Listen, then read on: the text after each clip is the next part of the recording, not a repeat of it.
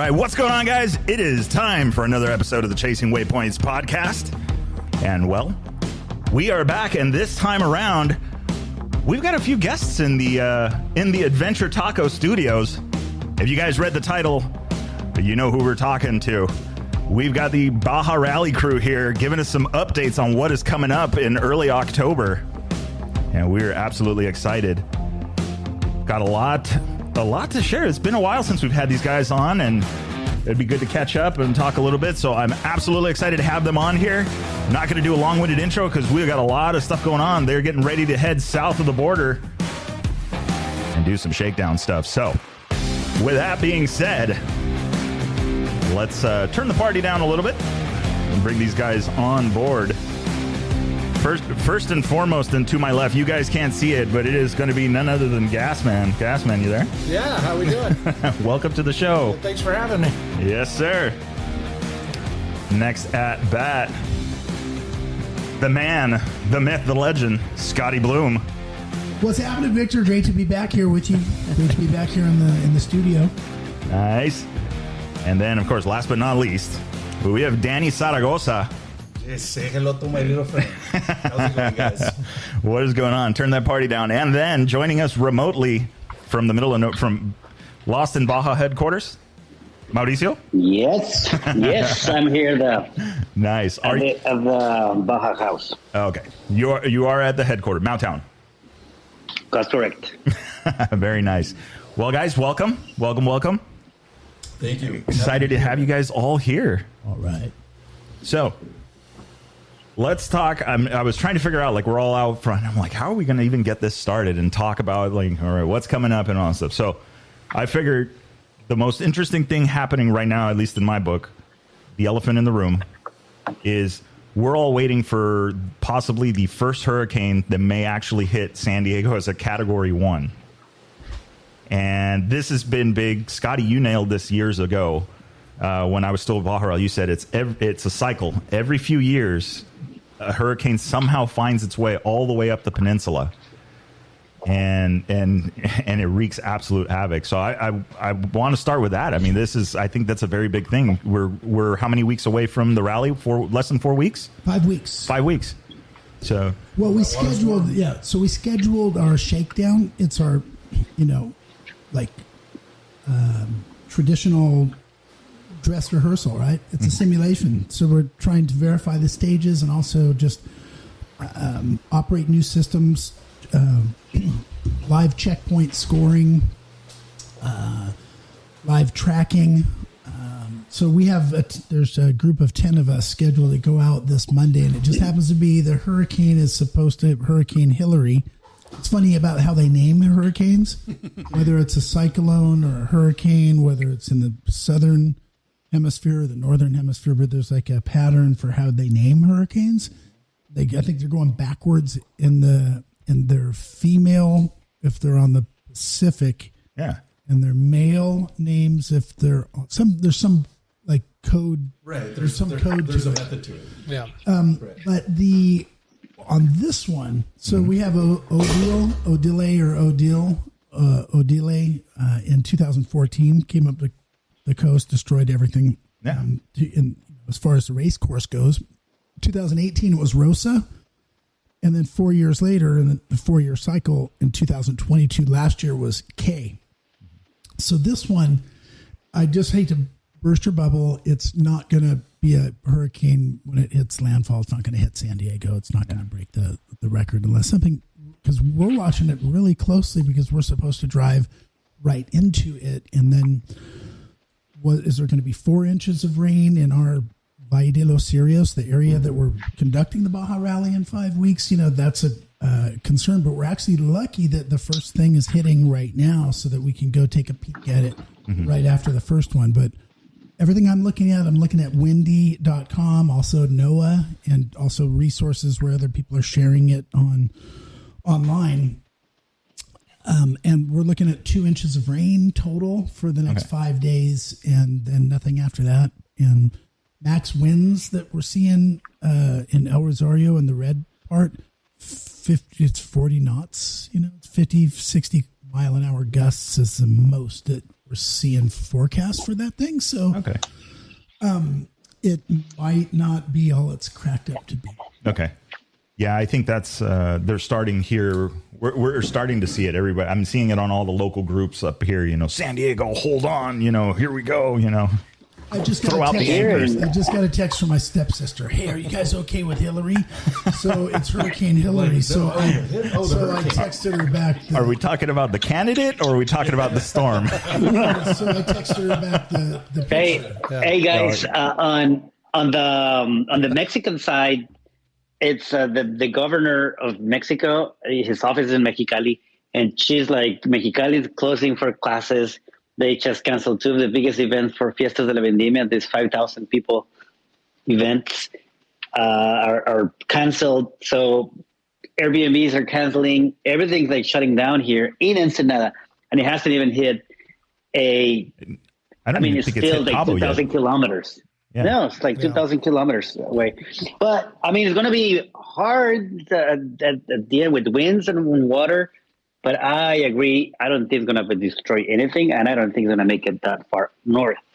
But what's true is that we are going to chase that hurricane on vehicles and on motorcycles. That's the exciting part, that we have to do it. So that's the thing. We have the shakedown, and then we have this thing. So we're going to meet Mr. Hillary. Yeah. Meet him half. Mrs. Hillary. Yeah. Mrs. Hillary, yeah. You might have been correct. Oh yeah, they never mind. We're not going to get into the pronoun conversation. Interchangeable now. But yeah, excited to have all the pack, most of the pack, because Danny won't be able to, but most of the pack to come south and do this shakedown. It's going to be one that we will remember because of this thing. But yeah, Scotty has everything done, ready. Motorcycles are ready. I don't know. It just feels very good to be down again on a wet surface, right? So big news for Baja Rally is bringing in personnel, human resources. So you have Willem Avenant as the competition director, the sporting director, and David Pearson, the Dakar guy, David Pearson, popular in the rally and adventure world, as the director of technical inspection scrutineering, so the chief scrutineer guy. So those two guys who are stakeholders, is there someone like...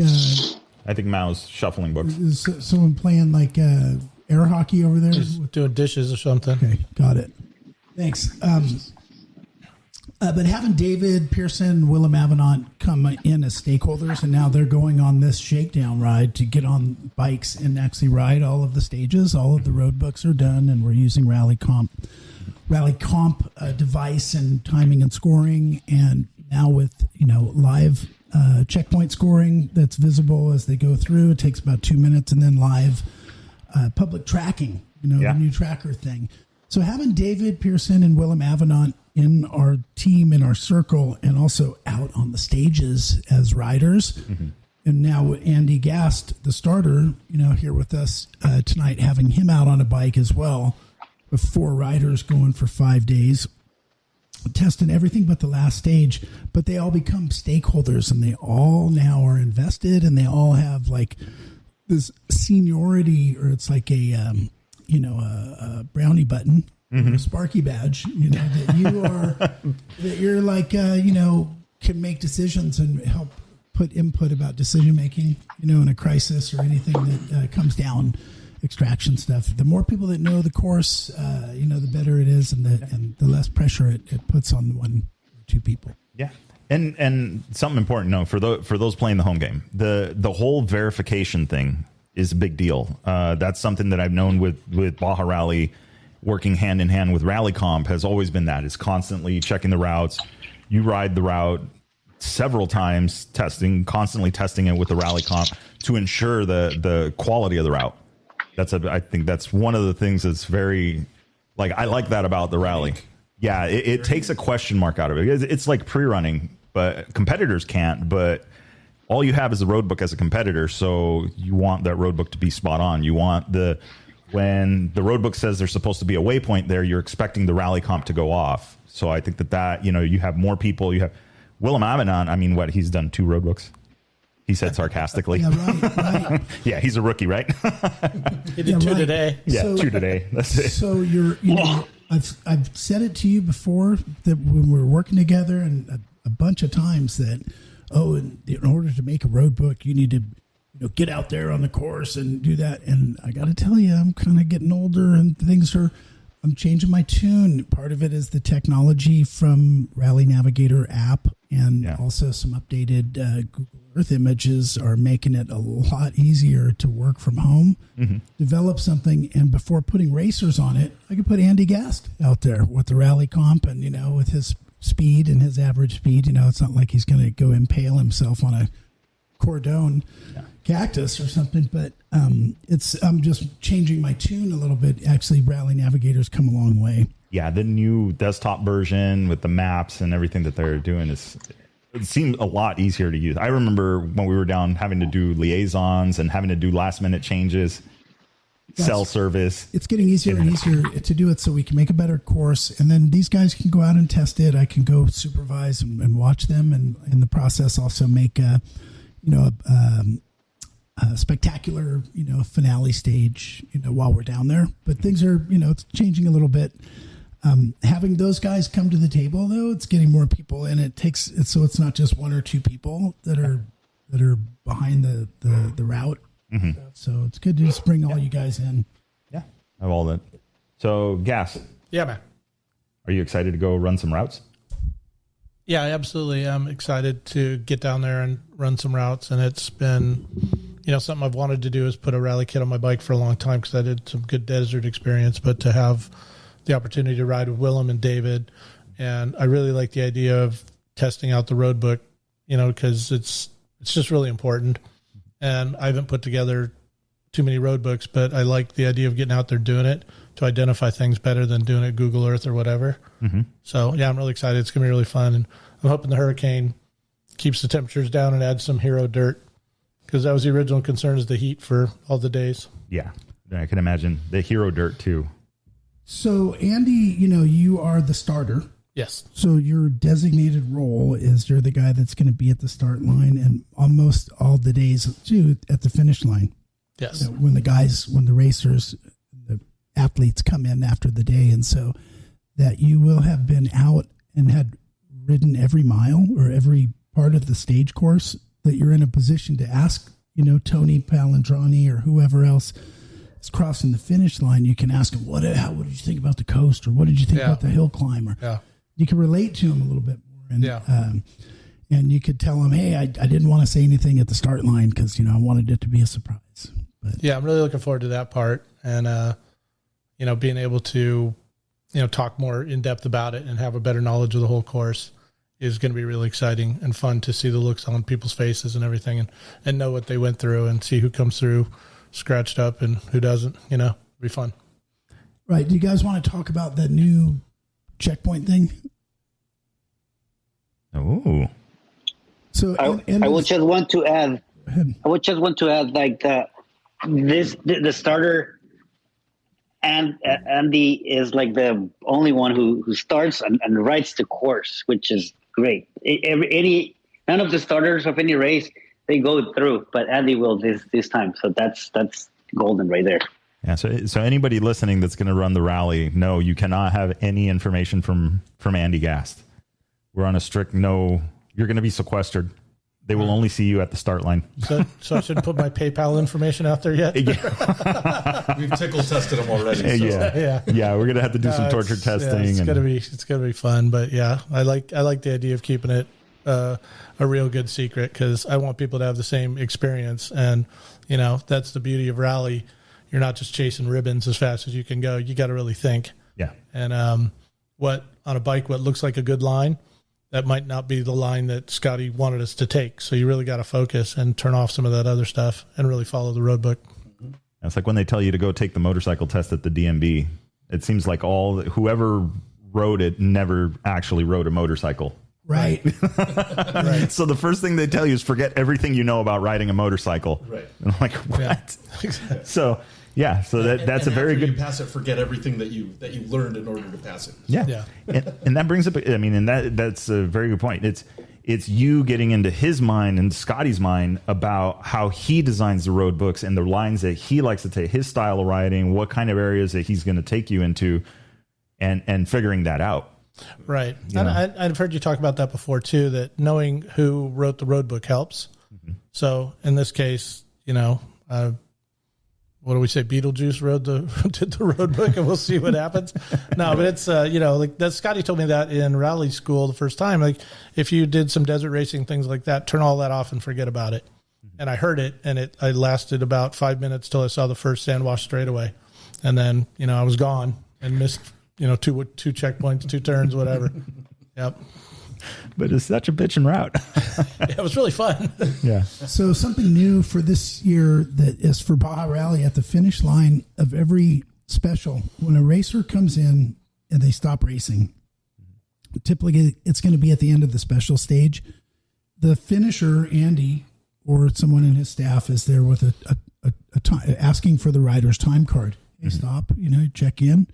They take a picture of his rally comp. The rider still has to take a liaison to go in there, but Andy is with the rider, signs their time card and hands it to a medical person right next to Andy. So Andy hands it to Donnie Reddington. Mm-hmm. She then asks the rider 2 questions. How was your day today? Oh, I don't know. It was fine. It was great. Whatever. Oh, it sucked. Oh, I had a really bad day today. Oh, it's great, man. It's the best day ever.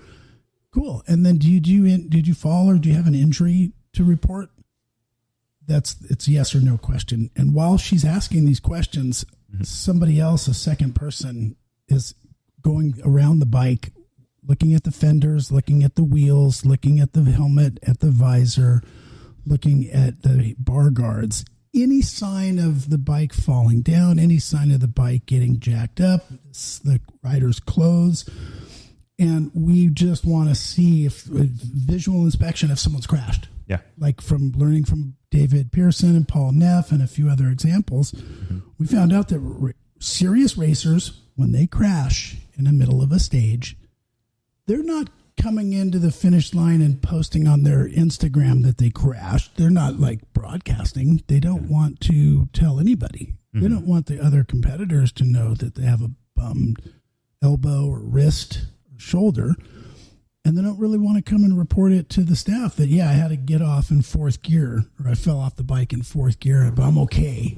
Mm-hmm. See, everyone is okay when you're on adrenaline, right? And so we found that riders will conceal that they've crashed. And so we just want to see if you've crashed, and then that way we can, if you need to get more heavily checked out, we can. Yeah.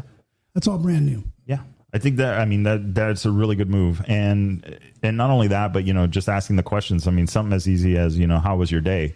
If it turns into this like, you're okay. Come on over. Let's talk about this. We're going to have a seat and put an IV on you because obviously, heat exhaustion. There's a lot of things. And the rally's in October. The temperatures are usually, the weather is usually really bitching, but that doesn't exclude it from being a hot day and somebody not hydrating properly. And it could, there's just a number of things that could go wrong. And so I think that that's really good. Having that kind of checkpoint, having somebody that's going to be asking, and Donnie, knows, she's been, how long has she been with Baja Rally now? Since 16. Yeah. So, she knows the racers. They all know her. A lot of them have seen her ride, or, they've been caught by her. They've passed her. They see them out there. So it's cool to have a familiar face in doing that. I think that's a really good idea. I think that's really awesome. And as a practitioner, she is extra high level trained in concussions and head disease, TBIs, that type of thing, trauma, head trauma, which is what we're looking for. We're looking for concussions and just anything to maintain and keep a safe, keep our safety record intact. Well, the other side of concealing is people need to understand sometimes when you have a serious drop, when you have a serious accident, it's really difficult to know whether you're actually hurt or not, and sometimes we feel absolutely fine, especially in shock, things like that. You just don't make the right decisions. So having somebody who can really look at you in the eye, ask you the right questions, inspect you, and make sure that it's kind of out of your hands. Make sure that somebody who really knows what they're looking at is able to spot the things that you're not going to spot even in yourself. Yeah. So even though we're good at checking ourselves sometimes, or so we say. We feel fine a lot of the times. We're like, whoa, did you just notice your arm fell off? Oh yeah, but it's same thing. You crash a bike when you're in a race mode. You don't really realize until later on, right? Where you get out of your gear or something, and all of a sudden you can't lift your arm. Or that's right. That's right. God knows I've taken enough soil samples that it's you don't know right away. Right. You're in race mode. You get up and you take off because the adrenaline's going and everything, and you can stay that way for however long, and then all of a sudden you realize it later. So we're going to try to knock some of that out, catch it early. I think it's a great move. So they talk about people who take a soil sample. It's like when you crash and you basically take some soil away from the earth and you take it with you on your jacket, like on your elbow. But what about when you leave a soil sample? I haven't done that one yet. It's part of cross-pollination of dirt and clays and things like that. I think maybe that's I don't know. Natural course. Yeah, everything is just taken as natural. You guys have that well too thought out for some reason. Probably a different conversation. Right? I've heard. Yeah, we've all heard. There's nothing wrong with that. Yeah. Mao, what do you guys have in store for us? Have you guys been planning this all year, getting ready? How are things looking? It's looking great. It's just I don't know, the formula that we did previous of having San Quintin as our base. It's happening to work very good. First, for the road that they are fixing, it's taking forever as any construction in Mexico, or at least in Ensenada. So skipping that thing without planning, it's great. So we'll meet all the people in San Quintin, and the staff at the hotel is great. Everything, they're waiting for us there. It's like going back to the family. And just the response this year of the entries, how early were they confirming and paying and just confirming that's the best thing, so we can picture how it's going to look, the event. Just we already have the numbers of the rooms that the participant is going to stay. Everything's super dialed in. So, we got the permit again for Seminat last week. Can you explain that a little bit? So, yeah, I forget what Seminat is. Seminat, it's the office of the biggest environmental office, the Federal Environmental Office. So it happens that when you are doing any type of activity in the Valle de los Cirios, which is, let's say, 30 minutes from El Rosario checkpoint, all the way to Guerrero Negro, to the half of the peninsula, that's the super pristine area that is restricted for any activity. So if you go on a ride, if you go on a friend's ride, if you make a off-road event, if you want to put a mine or a hotel or anything that it's on that piece of land, you need to comply certain requirements, which is a long list. And since the beginning, we're trying to do it until we got it 5 years ago. And it's a long process, but it just actually is going and counting how many coyote shits are there and road runners and what the face of in October, if they are flowering, the plants are flowering, if tarantulas are there. So it's just a lot of data that we need to recover with the hand of a department of biologists. And basically the government tell you, yes, you can do the event, or no, but you have to do this to reduce the risk of harming the environment. So that's why the Valle de los Cirios is very precious, because they are taking care of it. And you can have a mine of something. There's a mine, there's a Mármol mine, but they also have to comply with a lot of things. Okay. So, that's Seminat. Yeah. Got it. So it's like in our side of the world, it's the Department of Forestry, EPA. Environment, EPA, It's the Environmental Protection Agency. And so, I mean, that's huge. I mean, how big of an undertaking? You know, when you say Mao, you have to survey the area. Like, I mean, how would you even go there? I mean, the route has to stay more or less secret. You can't run it a bunch of times. I mean, that's just, I can't imagine the undertaking that is to document that kind of stuff. You need to go after the race. You need to take the GoPros and go through the course and take the evidence of what harm you did. Of course, in my opinion, we do zero harm because we don't have these big cars. There's no pre-running. There is no chase trucks. There's no spectators, which is the number one threat. Yeah, there's no fires. There's there's nothing. So it's already a ecological trip without being super tree huggers or just not pushing to that super end. But it's already an event that it takes and respects the nature a lot.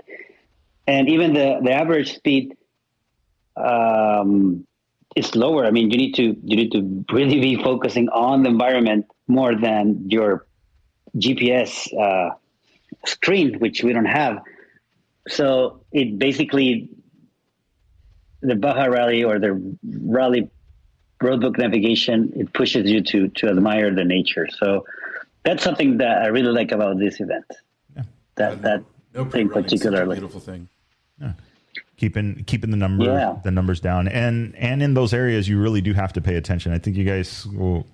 There's the cactus, the choyas down there that.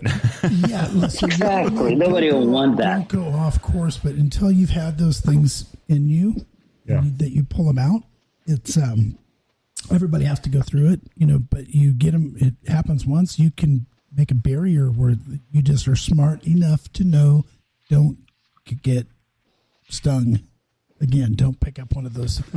Those things are the size of a toothpick. And fact or fiction? Will they pierce a handguard? Absolutely. Okay. Yeah. So we're not messing around. I saw the video where the tree branch goes through the guy's foot. Oh yeah, the one that's just been recently circulating. Yes. Yeah. How do you call that? I heard that the Americans. I mean, the English they call it jumping choyas or jumping something. They call it the jumping cactus, it's a myth. But jumping cactus. There's no such thing as a choya that actually jumps out. It's not a myth, but it sticks to you so easily that's what it feels like. Well, it's not a myth if you ride motos. It's a. It's one of those. It's one of those things that I agree with Scott. It's like you watch the videos from like Cameron Steele, Rip to Cabo. You all see all this. Everybody talks about these things and how big a deal these choyas are, and so if you needed a reminder to watch your manners, your trail manners, it's either going to be the road book that tells you because you get lost and you miss something, or it's going to be the choyas because, well, that's part of their job down there, I guess. As the lead for the safety trucks, I'm constantly yelling, arms inside, arms inside. It throbs. It 2 or 3 days into it, it just throbs. You can feel your heartbeat. You can just count your pulse. It's like a Fred Flintstone when he hits his head and he gets like a bump, a hematoma, and it's like boom, boom. It's like 5 inches above his head, pulsating. Oh man, that's got to be bad. All right, so we know San Quintin as one of the bivouacs. Where else are we going for bivouacs? Well, we're having San Quintin. Go, Danny. You take it. Yeah, I mean, where's our headquarters, right? Catavina. I mean, to me, the most beautiful place on the planet is Catavina. That's where our headquarters is, and we absolutely enjoy everything that is Catavina, whether it's north, east, south, or west. We sure as hell enjoy being in Catavina. So we have our bivouac in Catavina for a couple nights, and then we're gonna be rolling down to Bay of LA. Okay. And Bay of LA last year. Funny story with what's coming right now is we had the storm last year, And the storm actually ended up changing a part of the course last year because we had to make adjustments last minute. And thank God for, Savior Scotty, who actually goes out there and ran a lot of these things literally days before, so that we knew that there weren't major obstacles on the course all over the place. So that was a really big, it's a kind of a flashback. Here we are kind of ahead of it this time. And what I have in my head is, we have this guy coming, but we might have something else coming within a couple of weeks of now, which would be very similar of what happened last year, where we had a couple of storms roll. We don't usually have summer storms up here.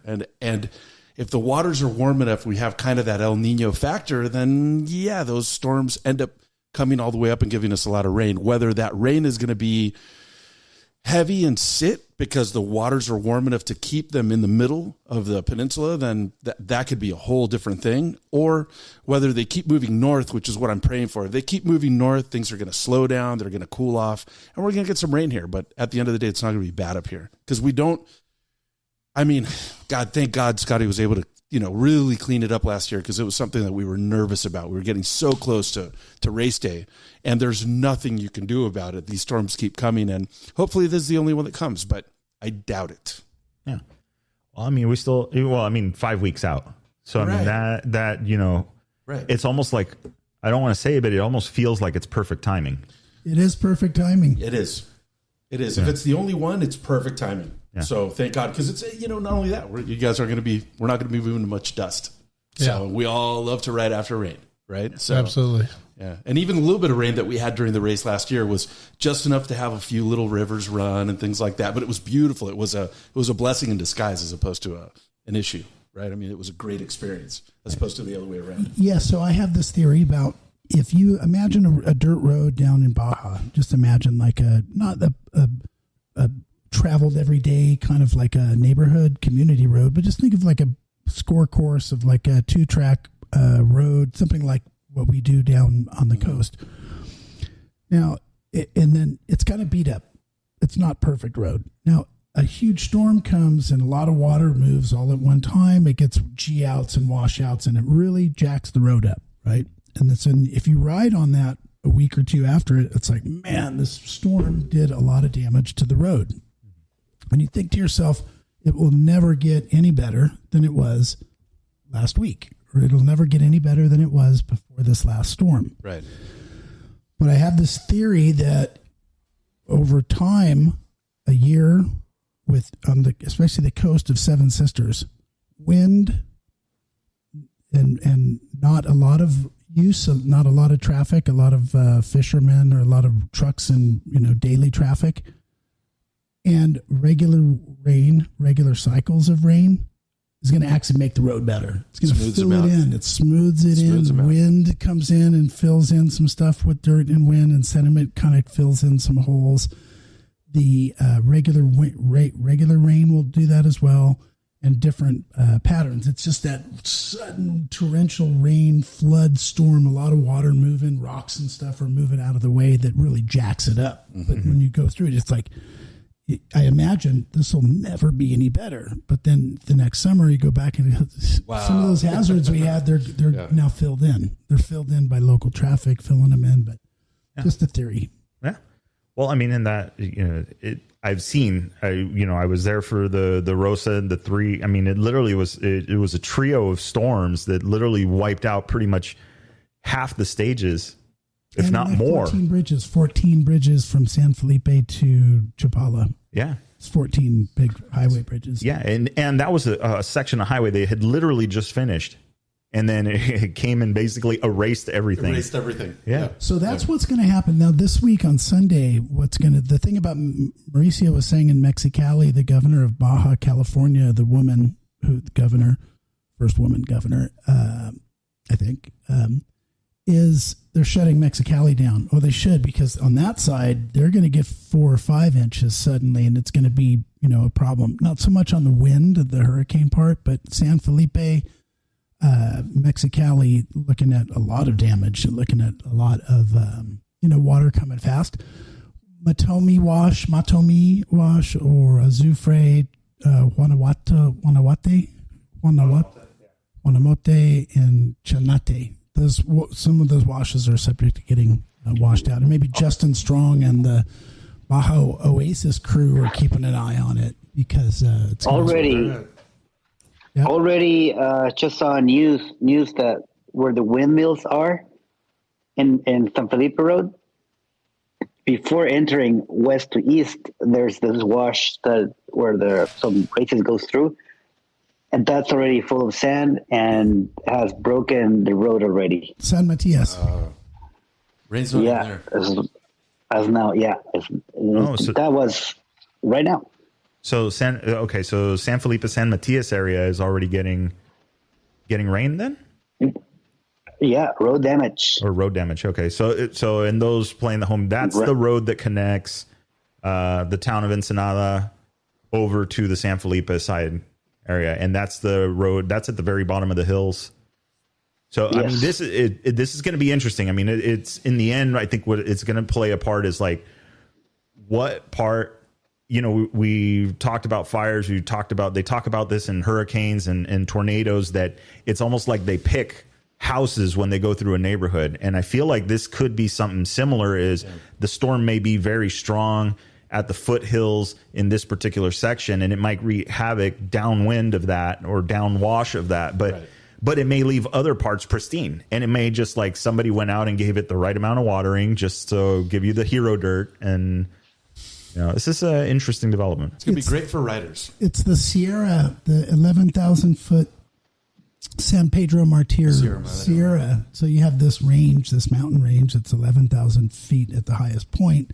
Let's call it like 8,000 foot range. So the hurricane smashes into that from the west, and it stops the hurricane in its tracks. But while that hurricane part is getting stopped, the center of it is hitting it just drops everything right on the Sierra. And so what goes off the east side of that is what is going to drain and drench the washes like San Matias, what he was talking about, Guanamate or Chanate, Guatamote, and then Matomi. Yeah, I know there's so many washes down there. It's hard to the big four, but the big four, yeah. And the Sea of Cortez is cooking hot. So you as soon as that storm kind of jumps over the mountain, you're going to get a lot more water. I mean, it's going to keep absorbing a lot more water. I mean, it's just incredible what that hot water will bring. What I'm scared about is if it jumps over, there's actually people in Sonora watching what's happening, because if that thing decides to take a turn hard, cross the peninsula before it gets. If it goes across and it's goes right over Bay of LA and heads over to Sonora, that's hot water and just restarts again. Yeah. So that's a really scary thing that we're looking at. That's what I was going to say. Yeah. Somebody knows that better than, you guys know that better than me. Do these storms favor warmer water or colder water? Absolutely. No, hot water. I mean, the reason that they're even around is the hot water. So it started south of Los Cabos, right? And it hits some of the cold water from the continent, and it goes from the warm water in the ocean, and then you start getting the hurricane coming in, or the tropical depression. The reason it gets so big is the heat of the water from the ocean. So the Pacific's really hot right now, and it just starts heading up. And the reason why it's going to be a tropical storm by the time it gets here, as opposed to a hurricane, is that we have cooler waters. So that's the fuel. Without hot water, the fuel runs out. So that's what we're praying for, is as it comes up the hill, it's going to get much smaller. Yeah. Hey, what's going on, guys? This is Victor with the Chasing Waypoints podcast. Hey, super quick break in the episode. Want to talk really quick about Spotify for podcasters. If you are interested in getting your story out to the world, starting your own podcast, it is super, super simple. Head on over to spotify.com/podcasters and get all of the information. It is a one-stop shop. You can edit, you can do Q&A, you can do video podcasts, all sorts of different things in one platform. They handle all of the distribution for you, so it is super, super simple and effective. So with that being said, guys, let's get back to the episode. We're back. All right, so let's talk about. All right, we know the weather's going to be a thing. You guys are doing a shakedown. We've got rally comp full swing. Sounds like we've got a few new features. I got about. You guys can't see at home, but I got about 2 millimeters worth of information from Mike. I mean, just very, very quick tidbits in a 30-second conversation we had. That I guess there's some new features you guys are testing out. Live scoring, customer or spectator facing tracking. So it's some exciting stuff. Yep. So spectator facing tracking, live tracking, that, you know, it's critical now that we have the basis for a really great competition with Baja Rally, a great, you know, world-class possibility, but it needs to have a high caliber of you know, competitive legitimacy with scores, with results. They're there, they're available. There's no confusion. It's just legit. Part of that is all the work beforehand, making sure everything's smooth, so there's no breakdowns in the coding of the road book or the rally comp, so that we can deliver a good score. And then the second thing is spectators at home, you know, just looking at times, that's not cutting it, but having a satellite view tracking system that shows the course without the line of the course, so they can't actually see the route, but they see 5 checkpoints, 1, 2, 3, 4, 5 laced on the screen, and those correspond with the 5 checkpoints that they see on the scoring table. So then we can have that scoring table embedded on the satellite map, so that people that have friends or it's people that they know that are in the race, or they're following someone that they're a fan of, they're going to have a good experience. I think they're going to be able to see. They have to, because if not, this isn't going to grow. You know, we have to be able to make it so people at home can watch. Yeah. That's such an exciting thing. I mean, it's been really fun to talk about before it's come out today. I mean, we've been talking about this for wanting to do this for such a long time. For it to actually happen now, we're so excited about it. I mean, to me, it's the most exciting thing to really put out there, to have anybody that's not able to come down with us jump in there and watch what we're doing, where we're at, where all the racers are at. So that's going to be a lot of fun. Yeah. I mean, I've worked some of the other events, and I've heard, you know, that's where do we see live tracking? Where do we see this? Where do we see that? You know, and people want to see it, and there's followers at home. So yeah, it's exciting. Baja Rally is going to be the first to test that out. It's awesome to see, to actually see that, you know, and of course I'll be watching. If not there, I'll be watching from home, you know, like a hawk, trying to see how everything is going and doing that. We'll send the chopper for you if you're not there. Yeah. So question for you, Danny, is the trips. Have you guys already made a couple of trips down there? You've seen some of the courses, some of the routes and all that, or are we still keeping it a little secret? It hasn't been, the trucks have not been down yet. It has been mostly Scotty, doing some of the pre-running. And so now, what we did, I think this was a little bit different design than other years. I think he did so much work ahead of time so that the organization of how everything has worked has come together much better at this part of it, so that all the pre-work is actually felt by everybody jumping into it now. So everybody that's going down, we're looking at courses that are ready to go and just ready. I mean, you guys are really doing the shakedown of how everything's ready to go, how everything's working. Notes might even be good. Everything might be clean.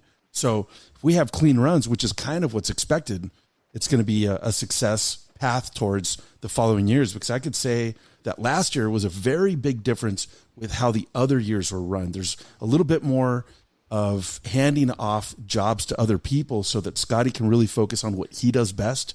And then he's found what our strong suits are. So he's been able to really push those onto us, so we can all, at our weekly meetings, start making active decisions about how are we going to make things run a little bit smoother this next time around. And I don't mean just next year or this year, but next week, the next couple of weeks. What changes are we making actively to get the team tighter, to keep everybody in the team more informed, and to just make it run smoother? You know, I mean, it's always maybe felt smooth for the riders because that's kind of what you see at the end, but it's running a lot smoother on the back end, which is making it a lot more fun.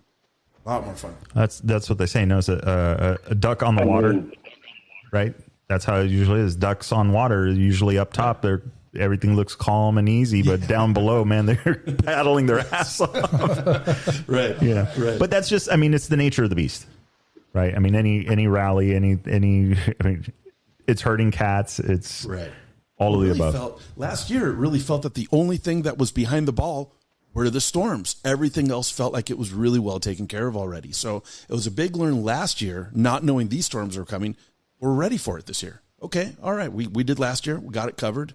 Kind of know what to get ahead of the ball. And the safety things were really, and we're not going to get back into that, but it was really something that was forefront. Really get that live tracking out there so people could really from home, know everything that we're up to, what we're doing, and watch everybody that they're a fan of. But on top of that, having the safety part kind of get out of any rider's head so that we take care of everybody and make sure that we're really on top of making sure that we have the right people at the right places to not have to worry about that either.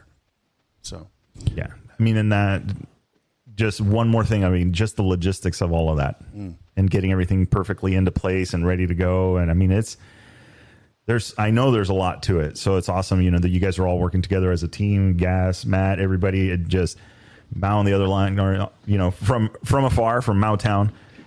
I have to say that as we work hard for this event, every Tuesday meeting and everything, I really admire the riders. I mean, the participants. I mean, at least we know where we're going, but they don't even know where they're going through.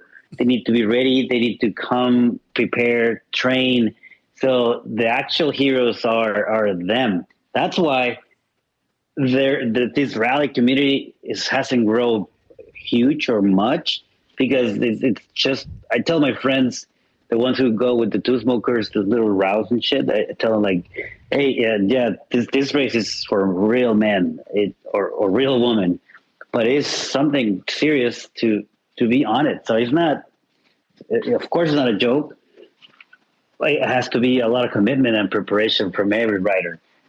And that's why the spirit and the quality of the people coming to the rally, you can see it there. They're just superheroes.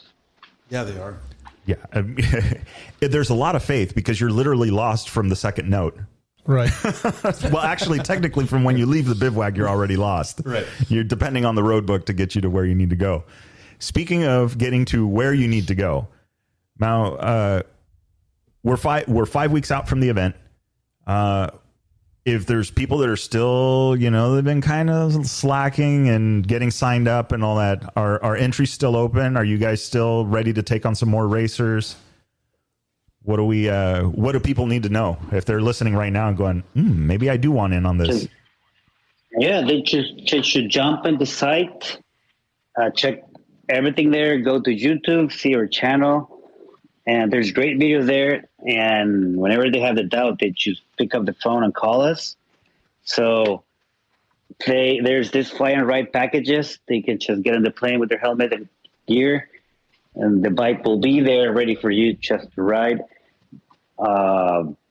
If they want to come as volunteers of whatever they want, they should, before coming to the 6 or 7 day rally, you have no experience, you can try it, yes. But also, if you're not 100% sure, let us know and we'll have a space for you. It's just a lot of camaraderie. Nice. So Poncho from Diaz Pro still has some fly and ride rentals available. Like a package. I think it's $5,000. It's the bike, and it's a 2022 Husqvarna with a mechanic and the service and all that stuff. I think, and then also too, for that new person that's listening, you save about $500, maybe $1,000 because we haven't modernized the August 1st. We haven't updated the late entry limit. So people that are technically late are still getting in for the discount. Yeah, for the prior pricing. Okay. Well, that's BajaRallyMoto.com. Yeah. BajaRallyMoto.com. Now, something exciting, super exciting. So I want to know it. Battle Built has been announced. Is that correct? Is that out there? Yeah, the Battleborn rally has been. Battleborn is out there. Okay, so we want to talk. I'm seeing some social media. Social media is slowly trickling out on that. Okay, so they've got a website. Okay, so we'll talk about that for a second. But I'm excited about stage 1 for this Baja rally, and I did go down there for a few weekends in a row to spend some time to make the first stage of this new rally the best thing we've ever made. Super smooth, flowing, fast, 2-track, windy, flat, not technical, not a lot of hazards, a lot of visibility. You can see where you're going, and it's just direct, man. You are making up a lot of miles. And this is, and I want to make sure people didn't miss the transition. You're talking about stage 1 Battleborn Rally. No. Stage 1 of the Baja Rally. Stage 1 Baja Rally. Okay. So it's on the list of things to talk about. Okay. It's one because Baja Rally. Mauricio was talking about the heroes or the real gnarly guys. The heroes are the racers. You know, the riders who come out, and like this guy Kent Choma. Kent Choma. You say Choma, I say Coma. Come on, man. Yeah. You know, he's developed this thing, and it's coming out in North America, in United States. You'll have like this, startup rally. It's a new thing. It's next spring. We want to talk about that, but he's from us. I mean, he cut all of his teeth at Baja Rally and a little bit at Sonora, but he, is Kent Choma. He's doing his own rally now. He cut his teeth, he cut his pants, he cut his fenders. Yeah, his bike. Yeah. Did he find any joyas? Probably. He's a great guy. Did you guys know about that? I haven't heard anything about this, but I'm super. He cut his eye. Now.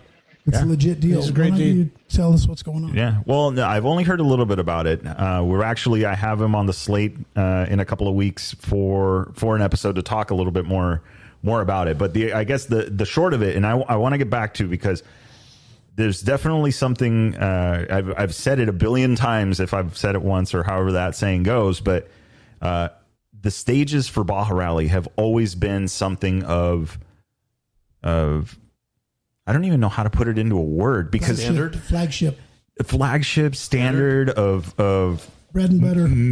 It's like, okay, I'll just start with the quick one. When you have somebody like Steve Henschfeld that says, I've never been down this road before, who was a professional athlete, paid Honda A-Team, it was his job to know not only every road, every rock, and possibly name them down in Baja. And for him to come into a finish line and say, I've never been down this road before, is absolutely crazy. So what I know, just super quick, what I know about the Battleborn Rally, it's a rally here in the United States. It's going to be in Nevada. We'll reach out to Kent and the team to find out a little bit more about it. But let's talk stages. Baja Rally. That's the stage 1. I got me a little confused, but stage 1, fast flowing, sounds like a welcome stage. Yeah, if I'm going to do something that's like, okay, this is going to be my encore. This is going to be something I really want to put some time into it. I want to make it special. Let's say this year we have 5 of these big guys coming with, and there's a reason to like work harder to make a better stage. So I could say that I'm going to make the best one for stage 5 or stage 6. The biggest and gnarliest one for stage 5 or 6. What I'm thinking is bummer, because there's 20% of the field that won't even touch it because they'll DNF or have a mechanical failure or there's some other thing that took them out of completing it. So I figured to have the real, showcase. What do they call it? Like the for a golf course, that's the showcase hole, like the 18th hole. Yeah, the premier hole. Yeah, it's stage 1, so that everybody gets to do it, and it's fast and flowing, and it's everybody will have a chance to do it. Now, stage 5, the second to last, that's the one that's not. It's a loop around Catavina. That's the one where everything can change. That's the one where there's going to be some like weak spot or some difficult navigation, where if it's going to fall apart for the leaders, that's where it's going to fall apart. And you're going to lose 10 minutes. You're going to lose 10 minutes. Late in the game, too. So last year on stage 5, we set the rookies out first to lay the track down. And we can do a different pattern this year of taking like an average, of taking the average speeds and then take the top 10 of those and do some different, play with it a little bit without getting Mickey Mouse or without getting too squirrely about it. But these stages, we have a marathon. It goes down to Bay of LA and back. Uses unique. What's going on, guys? Victor with the Chasing Waypoints podcast. All right. Are you looking to promote your brand to a worldwide audience on the podcast? Drop us a line at podcast@chasingwaypoints.com and let's talk. See what we can do about getting you some more ears for your company and getting the word out worldwide. Sections, use some of the stuff we've had to use before. But it's been modernized, made unique, and we'll see I think we're going to be in luck next week, guys, because I don't think we're going to, have this huge mud, disaster area. I'm more optimistic about it. But these stages and this next rally coming up, for a few reasons, it's going to be the best. Yeah. Yeah. And then rain, not only that, here we go again, too, with the green. We're going to, last year we were there. Unbelievable opportunity. The views. Yeah. Last year, I remember that. I don't think I've ever seen, had been only one time previous that I had seen the Catabina area green, but it wasn't Not like that. last year. Last year, it was so green down there. It was Looked just like Yosemite. Yeah, it was absolutely, it's the Baja Yosemite, Right. So I'm definitely looking forward to that. And that's crazy. That's so the one that's going to cause the trouble, the one that's going to be the work is going to be stage 5. Yeah. Which is late in the game. That's, the tired, the navigator, the guys that have been navigating, leading out those days and navigating first. That's the day they got to save their energy for, because it sounds like there might be some surprises. Yeah, and save your open. If you're going to open one, that's probably going to be the time and the place to do it. And then stage 6, the last stage, is like not even a stage; it's epilogue. Okay. Epilogue. It's like prologue at front, epilogue like the streets of San Francisco. You guys are a little too young for that. Carl Malden and the streets of San Francisco. I got an old Rudolph Red-Nosed Reindeer over here in this corner. He knows what I'm talking about. That's not Gasman, by the way. So the epilogue is basically 40 or 50 miles, no surprises, not intense, just basically finish, take a parade. It's more of a ceremonial thing like in the other rallies. Yeah. Do you remember what the writers said about stage 6 last year? No. It was a gorgeous day. Everybody said it was the best finish the rally could have possibly happened because it was short, but it was gorgeous. So they were having a hard time going fast because they wanted to see where they were. And they were riding through fog for a few days. They were riding through thick Couple days. fog. It's crazy. Nobody could keep their Goggles. their goggles clean. Everybody was complaining about their goggles. There's always these little, I guess that's what makes Baja Rally really unique. Yeah. It's just always these little things. It's weather, the terrain, the variation of the terrain. Good surprises. Is it mud? Is it green? Is it, pristine washes? I think last year that was the thing, is a bunch of virgin washes because of the rain and the weather. Incredible. I hadn't seen it like that ever. I mean, Nice. So myself. in the back of my head, Myself. I'm prepping for that. For that again. We could do that again. Yeah. I think so. Riding down miles of coastline that's just a two-track road, or a road that just goes down miles and miles or kilometers of coastline without houses and all that, and just being able to look around and be there. It's once in a lifetime, or for Baja guys, you do it a lot, but you never get over it. It's amazing. Wonderful. Yeah, and Gasman got to sweep last year for the first time with me a couple of stages. Yeah, and it just, to absorb the beauty was amazing, to see it and actually get out on the course. And we had the starts really well set last year. I'm looking forward to that this year, and just having all that really dialed in and ready to go, and starting the day off with a really good organized send off that is the lead off to a beautiful day in a beautiful place. As a sweep team, to me, what I try to do is I try to pull people from staff that have never been out, if they have the availability and they don't need to stay, where they're at, stay put. If I'm able to pull them for a day, let's go. Let's rip it. Nice. Get him out, get him some field exposure. Yeah. So, yeah. Gas, I got a question for you on this one. This is interesting. So you've had from seasoned guys that have been to the Dakar, the starting stages with you, and you've had guys line up that it's their first rally outside of rally school and all that. What are there some things you've noticed are the pro guys just as nervous as the new guys? Are the new guys maybe a little calmer than they should be? Are there things they've forgotten, things that you would recommend? Anything that you've maybe noticed? Well, I think, the interesting part is usually at day one, people come rolling up, and every single one of them has a question about their rally comp and everything, and as I can't really do too much for them as part of the staff, but I listen when they come in to make sure that they're at They can zero. cry on your shoulder. Yeah. Your And they're shoulder to cry they're on. like, how do I zero this out? How do I do this? How do I do that? And I try to help them a little bit without, overdoing it or oversaying it. But, day one, everybody's eyes are really big. And then usually, everybody's really excited in the mornings after that. And, it's racing. So seasoned racers, brand new people, you get a certain set of nerves on you, but it's neat. It's always really fun. I try to make it a good, professional, relaxed, fun thing, and if I notice something, I'll be like, hey, I just saw 10 cows down there 2 minutes ago. So around that corner, maybe keep your eyes open.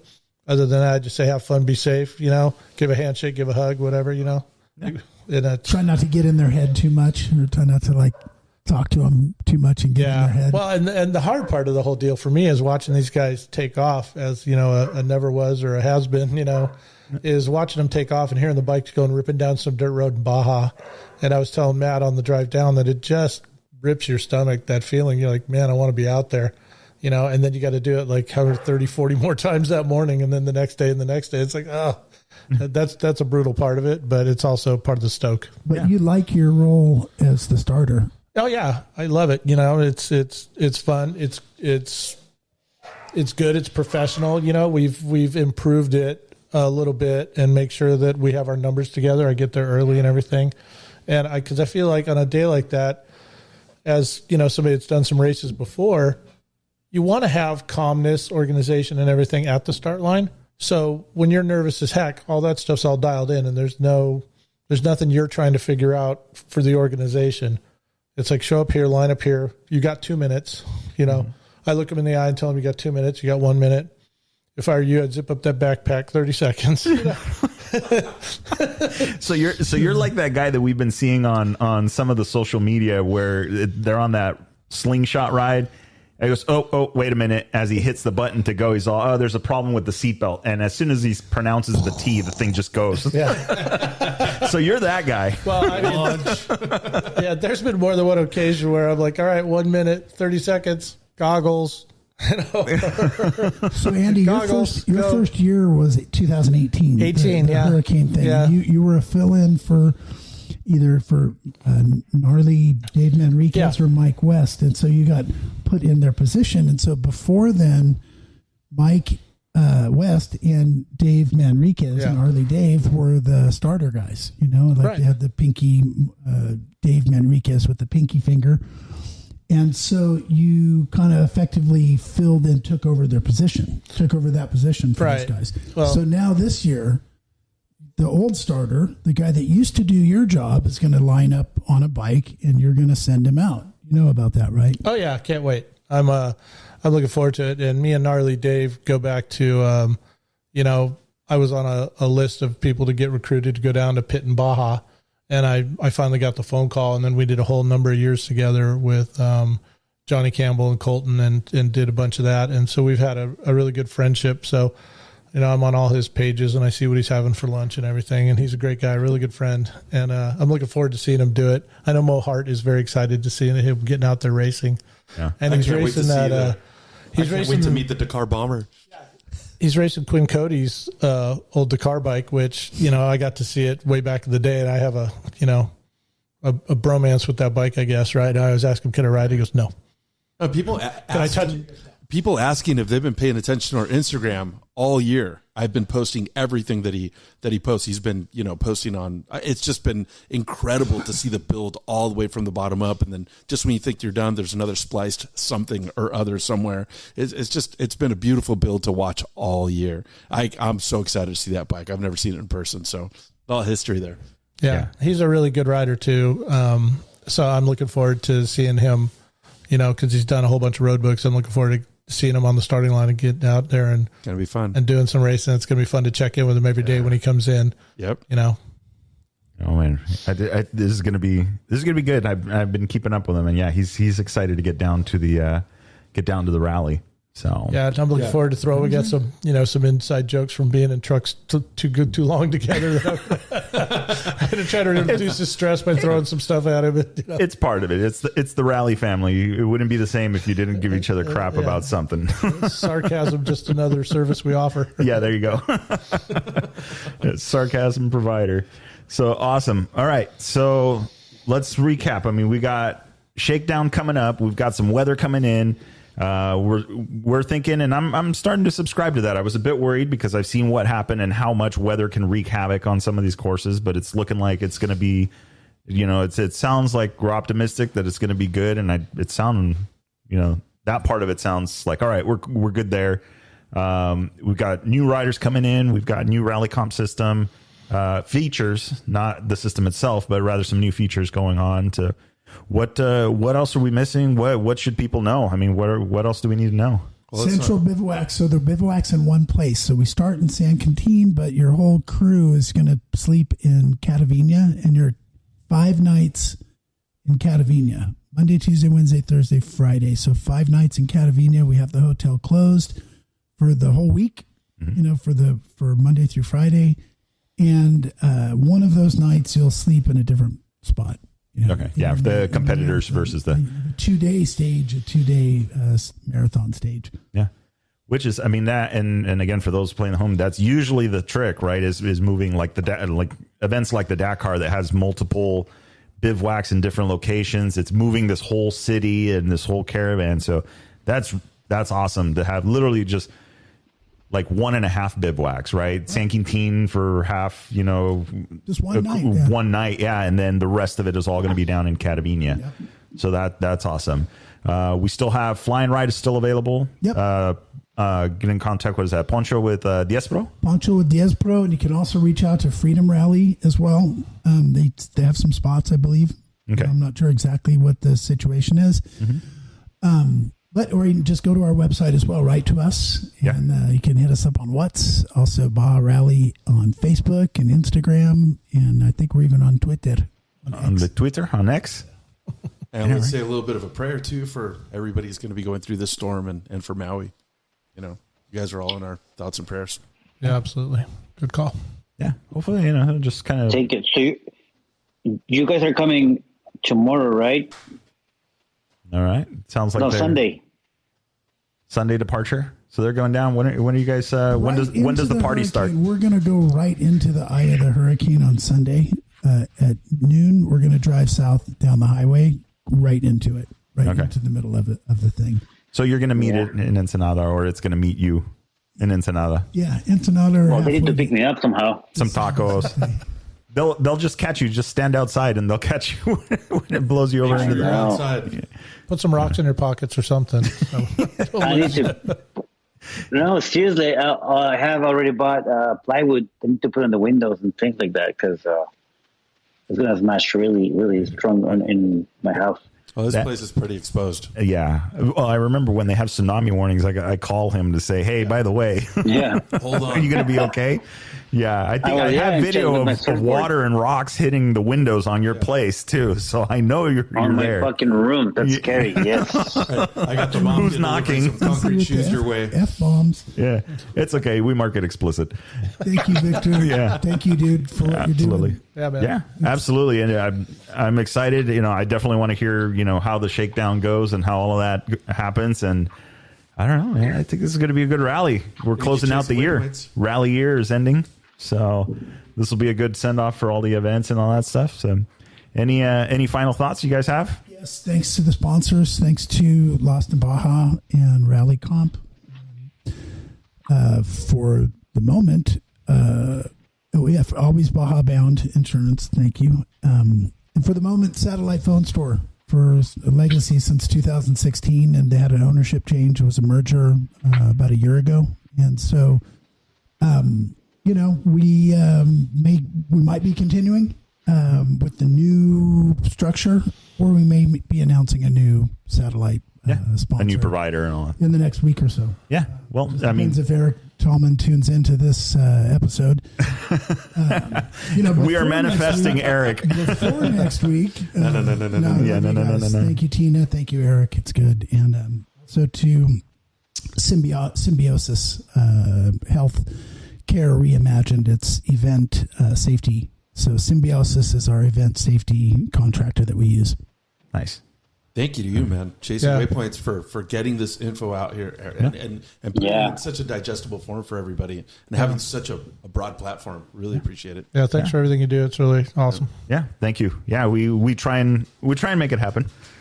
All we could do is ramble on about rally and next thing you know, there's one. Guess what is happening? I know. And then more beverages. That's right. It's cocktail time. Awesome. You're drinking? No. What? No. No, you're right. No. Awesome, guys. All right. Well, I appreciate you guys making the journey to the studio and hanging out with me and talking Baja Rally. Awesome. Thank you, Vic. Thank you for all your support, and see you there. See you soon. Thank you, guys. Sounds like a plan, Mao. Thank you, sir. You're toast. You guys are all toast, huh? A little bit edgy.